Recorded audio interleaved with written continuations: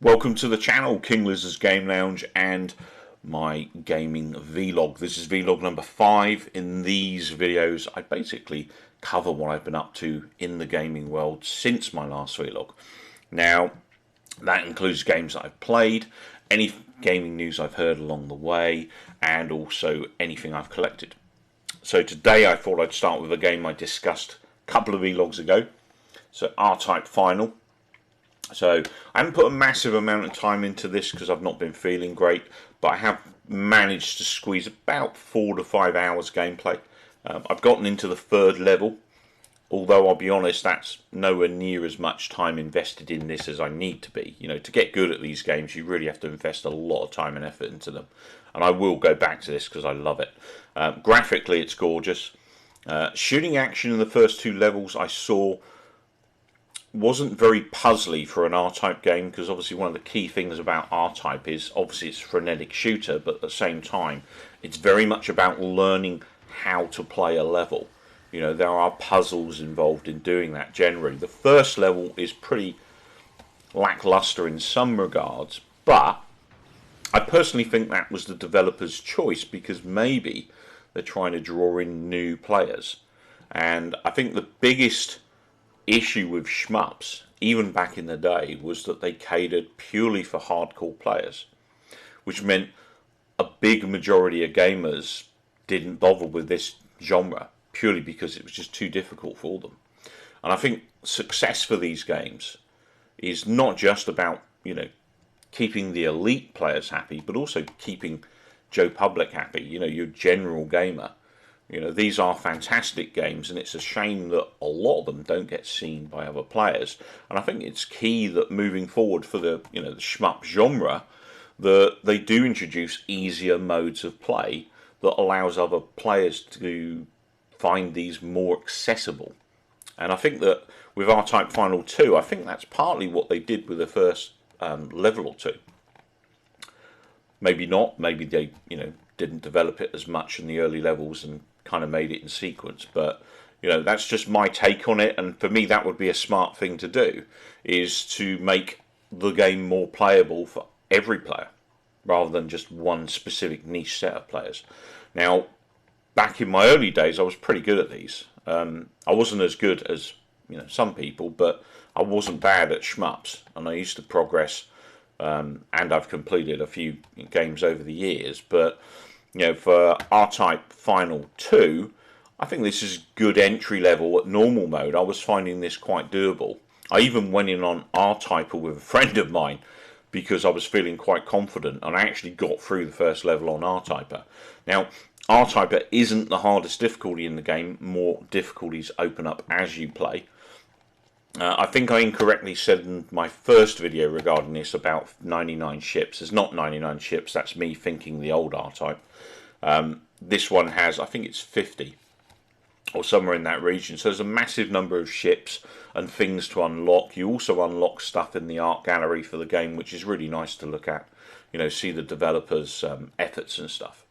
So the version of the game I bought was the inaugural Flight Edition, which you can see down here. Ooh. There. Comes in a cardboard box. I guess, you know, to keep costs down and stuff. This was $49.99, which if you think an XS game at the moment is anywhere from 65 to 80 pounds. So $49.99 for a kind of special edition with some goodies in, I'm quite happy to pay for. The only thing I didn't like was this. You know, I opened up the, you know, pulled all the shrink wrap off, and this fell on the floor. It's a kind of floaty sleeve, so I'm not so keen on that. I do, however, love this box. The artwork they've put into this box is phenomenal, gorgeous box. And then inside the box, I've taken the liberty to prepare. You get this gaming art book, which is full of facts and images from the game.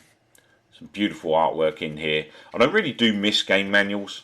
Obviously I come from the era of gaming, kind of the dawn of gaming if you like, and back then we used to be treated to a game manual, and for me that was kind of a key thing because I was always working like a dog. I very rarely got to play games. And as a result, I would always, when my new game arrived, or I picked a new game up in store, I would take the game into work, and then whenever I got a free moment during my lunch hour, I'd read the manual. And then at least that way, I knew about the game, and I obviously knew how to play by studying the controls straight away when I did get the chance to play. So it wasn't a matter of, okay, I've got a chance to play, let's read the manual and get no time to game. You know, I'd already prepare by using the game manual, which is one of the great things about having a game manual, I think. Because let's be honest, life's pretty crazy, and you don't get a lot of time for yourself these days. The other thing you get in the box, other than that art book, is a CD soundtrack from the game. There's 11 tracks on here, which I quite liked because they're not giving away stuff about the game. I actually watched a good friend of mine's review, Shmup Junkie. He's actually linked on my channel as one of my preferred channels, so you can get to him. Go and subscribe to that guy. He is shit hot as a YouTuber go. I love everything he does, and he's pretty funny with it too. He's got some pretty cool skits. This week he had me in stitches, so I'd recommend watching the RType 2 Final review from Shmup Junkie if you want to learn more about this game. For me, I really enjoyed it. What I've played, I'm going to be going back to it again and again and again. It's just one of those games. So definitely, obviously, pick the game up. And I've just killed something. Sorry about that. So RType 2 Final, that's obviously what you get in the box disc-wise. Unfortunately, they didn't do anything exciting with the disc. I love it when they do something special with the disc. But as you can see here, it's pretty much a reprint of the art on the game package, which is no bad thing because it's a gorgeous bit of art on the game package. But I would have liked to see something maybe a little bit more unique on the disc. So $49.99, highly recommend that. This was really hard to find. Took me ages to find this. I eventually found it at a local rainforest near you. I can't say the name because I'll get done for advertising. So that's RType 2 Final. Really enjoying that. Highly recommend it. If you like your shmups.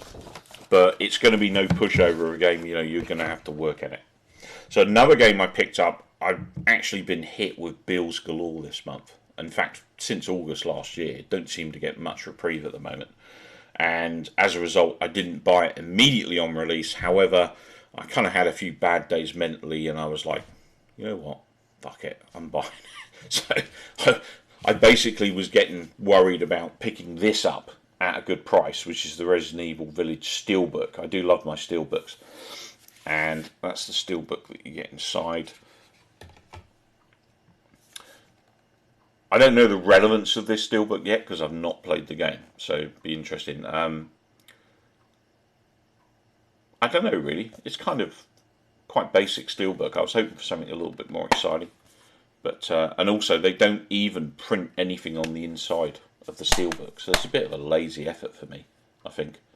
I don't mind the design, but I would like to probably see something a little bit more on the cover.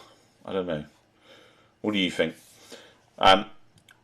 Resident Evil Village. So I'm looking forward to getting to that. I haven't had a chance yet because I've been excessively tired, and for the first time in ages I suffered a killer migraine all day Sunday, which is when I hoped to get into this. So when I do get into it, I'll share some of my feedback with you. So really looking forward to playing that. I've had this since about, I think I bought it about a month after release. I got it half price. I got it for like £35 instead of the £70, £80 they were trying to charge at the time. Watch Dogs Legions. I tried to play it with a friend a little while back, co-op, and we could not for the life of us get into a what do you call it? A session where we could just play as friends. It kept chucking us in with other people who were just stood around doing nothing, and we had no control of the lobby. We ultimately got fed up trying to play co-op online together. I had it installed, so I tried to play single player. I couldn't get into it. I'm not saying it's a bad game or anything. It looks quite nice and everything, and it seems to be quite complex, which is another thing I find hard to take in. You know, since I've got depression, some games are just really difficult to get into. This one gave me a bit of a headache, and I uninstalled it. I will go back to it at some point, but for me right now, I'm not feeling Watch Dogs Legion. Sorry. What I did get into, a good friend of mine on Instagram, Creamy Crown, and also Service Gamer, Creamy Crown kind of convinced me that this was going to be a good buy. So Project Cars 3. Now, he knew very well that I wasn't such a big fan of the original Project Cars. I love the concepts and the designs and the game graphics, don't get me wrong, but I hate the fact that, unless you're a simulation nut, you're not playing that game. It's nigh on impossible to drive anything. Ultimately, Project Cars became more accessible as it got older. E.g., they fixed a few things, and I have enjoyed that. There's even videos on my channel for it. But Project Cars 2 just drove me crazy. I won't go into too many details, but for me, this was a real gamble, Project Cars 3. And I'm happy to say I'm really enjoying this. I'm actually pretty addicted to it right now. When I get a moment, I want to jump in and do the Rivals. They have a community Rivals ×3. One is a monthly, one is a weekly, and the other one's a daily. So every day you're getting a new rival, which, if you obviously follow my channel, you'll know that I love my Rivals and time attacks. So I'm playing a lot of that. I have been playing the campaign, which is really good. And the great thing is, it's the Project Cars tracks, which I haven't really been able to enjoy fully because I didn't get on with the other games. So it's nice to be able to get on with them in a more arcadey experience. So for me right now, I would say this is probably an 8 out of 10 game. I'm really enjoying it. And there seems to be a lot in here. I'm totally addicted to the Rivals, but obviously I need to pull myself away from that so I can actually enjoy more of the game. But I'd actually recommend this one if you want, a walk-in driving game experience that looks nice and plays nice. This is a good bet.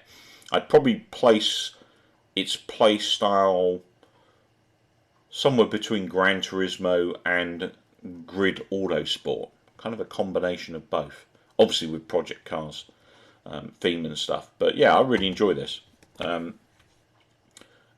would recommend it. But it was a game I was wary of because of my experiences in the past. But yeah, really like that, Project Cars 3. The other game I picked up on recommendation of Service Gamer, you've heard him twice now, is Ferrari F355 Challenge. I love my racing games. You'll know that if obviously you follow the channel or you follow me on Instagram. I've yet to get to this one yet. It's a little bit mucky on the outside, so I want to replace the case for this. But inside, everything looks pretty perfect. So I've got to set my PS2 back up because I'm kind of just piecing it together every time I want to play at the moment. So I need to reorganize the game corner, if you like, over there. So once I get that set up, I'll play this, and obviously I'll give you some feedback on it too. The other thing I picked up for a system I'd never really played a massive amount, the Wii. Now, I played a lot of Wii with family. I did spend some time with Red Steel, which I quite liked, although I found the sword controls quite hard work. As well as House of the Dead series on Wii. Really enjoyed that, what I played of it. I finally picked this up. Now, this normally sells up to like £30–40 this game's on various sites, and even on local kind of pickup. Most people are demanding like £20 for this game.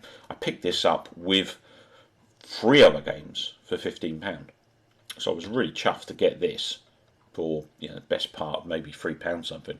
So Smash Brothers Brawl. I've never played this version, but I know it's going to be good because I love Smash Brothers. It's just great fun, and even Metal, the Metal Gear. It looks like Solid Snake's in here too, so that should be quite interesting. So that was a great pickup, really good value for money. The other one I picked up, Donkey Kong Country Returns. I've never played this one. I have obviously played Donkey Kong on the SNES, loved it back in the day. I'm not really a platformery type person, but if I play a platformer game, you can guarantee it's a good one, because they generally don't reel me in. And I really enjoyed the original Donkey Kong, so I picked this one up, again part of that bundle for 15 quid. The other one I picked up is Dragon Ball Z Budokan Tenkaichi 3, which I have no idea how it plays or if it's any good. Again, I know normally this one sells definitely a lot more expensive than I picked it up, probably about £15 normally. I think this one £10–15. So complete really nice condition, so I'm looking forward to getting into that once I get my Wii set up again. It's not currently set up. And then the other one I picked up, which I'd not seen before, I'd seen in the game but not this variant, nice yellow cover for Mario Sonic and the London 2012 Olympics, which is quite cool because obviously I'm British.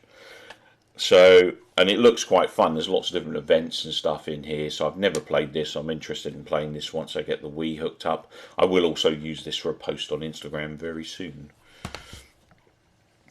The other pickup I did this week, or actually I say pickup this week, I ordered this in October last year. And I actually forgotten I'd ordered this. So this is a book by Rob Strangman, who's also another guy on Instagram, really nice guy. His username @TheRealDire51, I think. I'll put it up on the screen, I might get it wrong, but @TheRealDire51, I think it is. Really great, interesting book this, what I've read of it so far. It's going to take me forever to read this. I fall asleep reading with my severe sleep apnea, sadly. I generally get through about a page a day. It's going to take me a long time to get through this, but I'll give you feedback in maybe a year or two. But yeah, really interesting book. If you love your retro gaming, this is a great place to go to get some vibes. Other things I've been doing, I've been playing a couple of weeks now, Second Extinction on Xbox Game Pass, which is basically, kind of feels a bit like Apex meets Ark Survival without the survival element. The feature being dinosaurs, and it's first-person shooter. You basically, Earth has been taken over by dinosaurs. We're pretty much extinct this time round, not the dinosaurs, and we're fighting back to try and gain control of the planet and stuff. And in the game, there are a variety of different game, missions or modes, if you like. So you land on planet, you can choose to do any one of the 6 campaign missions, which are quite challenging. You can also choose to do an expedition where you just go on planet, you roam and you do what you want to do. So basically when you land on planet, you can shoot down a drone, you go to the drone, you capture its information and it shows you missions in that area. You can then go and do things like recover supplies and send them up to your mothership. You can also do horde mode variations where you're kind of in an area where lots of dinos keep coming out and you can choose to stop at the level you've made it to or carry on to level 8. Pretty crazy intense shooting action there with dinos and stuff, quite enjoy that. You've also got missions where you find ships and send those back up to the mothership and recover them. You've also got situations where you've got crashed ships where you need to recover the servers from the ships, and you've got mechanics to do that. You start a scanner up, the scanner tells you which direction the crash kind of eventually landed up, or its trajectory when it was crashing, and you can track back and find the black box if you like. There's quite, there's a fair variety of different missions in the game, destroying nests. You've also got these areas of the map that are over mutated, and as a result you get some funkier dinosaurs, some of them that are electric. It makes some of them just that little bit more deadlier. Dinosaur choice wise, obviously they've gone with raptors. There's a lot of raptors in the game. You've also got Dilophosaurus, so the spinning dinosaur. You've got these dinosaurs that are kind of like the screamers from World War Z, where they start emitting sound and more dinos start coming in, so the key is to take those out quickly and stuff like that. You also see much bigger dinos. I can't remember what they're called in real life. I used to be good at dinos, but I've forgotten. They're calling it a flatback, which is the armoured dino with the big ball on the tail. Those guys are in there. They're absolutely huge. You've got T-Rexes, of course, and Triceratops. Long term, this is actually in game preview at the moment, but it's different because it's a game preview with achievements, and it is part of Xbox Game Pass, so it's free to play for those of you that are subscribers. And I'm actually really enjoying this. For me, it's very much a wallpaper shooter. It's something I can just drop into really quick, play as much as I want or as much as I can take. finish what I'm doing, level up a bit, unlock a few things for my guns and stuff, maybe gain a few skins. There are challenges you can do, 3 challenges at a time. There's no limitation on how many challenges you do in a day or anything like that. So there's plenty to do in this game. And long term, there's a bit of a roadmap. They're going to add more to the game, more modes, more dinos, that kind of stuff. So it sounds quite interesting. And for me, I'd probably give it right now between 7 and 8 out of 10. It's good shooting action. Like I said, it's kind of mindless stuff. You don't have to think too hard, and I think that's why I'm attracted to it. I can just walk straight into this game and play it and enjoy it, and it'll help keep me awake because it's very much in your face. It's quite frenetic. Solo play is not going to be a walk in the park with this one. I went down solo. I only went down once to play the game solo, and it was tough. Really tough. So it's definitely a game you want to be playing with up to 3 players. So it's like a fire team based game, and yeah, I quite enjoyed it. Size wise, I think it's just over 10 gigs, so it's not a massive game, and it is an XS series game, and graphically, as you can see in these clips, the dinos look phenomenal. So Second Extinction, spent a bit of time with that, quite enjoyed it. Now, I was a huge SNES fan in the day, and a friend of mine brought it to my attention last week that they're re-releasing Zombies Ate My Neighbours, which is a totally awesome bit of 16-bit gaming. It's probably one of my favourite 16-bit carts ever. It was available on Mega Drive and Super NES. I owned it on both back in the day and played the hell out of that game. It's a game I still play on my Biddy Boy through emulation these days. So it's actually really cool to hear that they're bringing that to the modern console. But they're also partnering it with its sequel, which was GHOUL Patrol. Now, GHOUL Patrol I never played, so I can't really comment on it. But I totally love Zombies Ate My Neighbours and quite excited for that. It's coming in at about, I think it was $11.99 or $10.99, something like that. So quite an affordable game. In terms of, Zombies Ate My Neighbours is very much a top-down kind of run and gun shooter. You're in these mazes, you have to find survivors and save them. It's very much a score-based game, but also at the same time, it's you'll find funky weapons along the way, and you get certain amounts of ammo. So it's all about keeping your ammo topped up, finding more weapons, saving survivors, and making it through to the next level. So once you save all the survivors in a level, an exit opens up and you can leave, and then obviously progress to the next level. Back in the day, I got to level 29 of this game. That's about the best I did, and it's pretty frantic, but absolutely awesome game. So I'm really looking forward to some Zombies Ate My Neighbours in the not too distant future. So at this point, I'll call it a day. A big thanks for everyone that's been watching. Really appreciate your support on YouTube and Instagram. I will be back with another one of these in the not too distant future, as well as hopefully some more playthroughs and stuff, and kind of perceptions on games that I'm playing right now. I might put together something specific for Second Extinction in the not too distant future as well. So thanks again for watching. Take care, keep well, most importantly, come back soon.